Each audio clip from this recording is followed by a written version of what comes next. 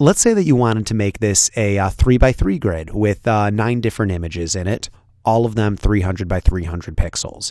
I'm going to quickly go through this, but then I'm going to show you how you can kind of do fun things of aligning stuff and duplicating things and doing solid colors and all sorts of snafus that you'll run into. So instead of creating a new canvas, I'm going to go into image canvas size, and I'm going to make this 900 by 900. And if I do it just like this, it'll mean that there's a layer, or not a layer, there's an area above and an area below, and this will be in the middle. If I clicked this, it would all go below. If I clicked this, it would all be above. I think this should work. Yeah, that looks like it works great. And now these can move exactly where I want. So let's add in 6 more images really quickly. Hopefully this will reinforce the entire idea of how it's working. So let's actually just say 1, 2, 3, I don't know, 4, 5, 6. These all look like wonderful images. And I'm going to actually just bring them all in right here. So I'm not putting them in their own separate image. I'm just going to do it all inside of this. So right now there's something on top of them. Whenever there's a problem, the first place to look is inside of the layers. So you'll notice right here that there's some layers that are above these. So I am going to shift select all of these layers. So I'm going to hold down shift and make it so I'm selecting multiple layers. Yes, that's a thing you can do. And I'm going to drag them so they're all on the top of the layer stacking order.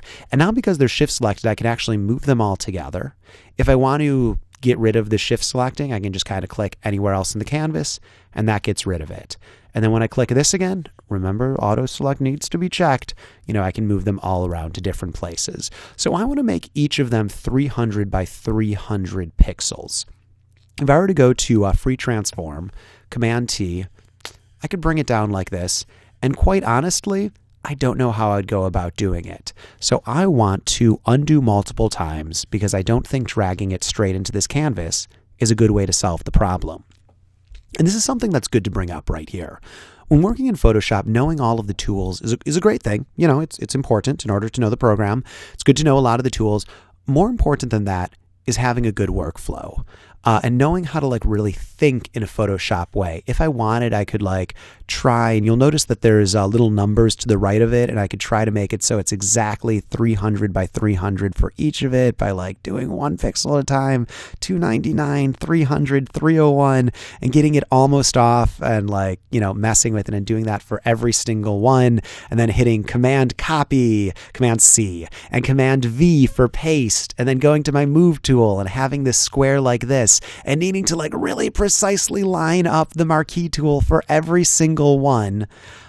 I could do it that way, and let me tell you right now, that would be really painful, take a lot of time, and there's a better way. And there's actually a better way using all of the tools, using no more than the tools that we've introduced so far. So I'm going to show you this better way in the next video, but I want you to think for a second using creating a new image, using the transform tool and using the move tool and everything we've shown so far. How might you approach making really quickly making a bunch of 300 by 300 squares that we can drag into this canvas? So I'll show you that not in the next video where I'll show you how to do multiple undos, but in the video after that.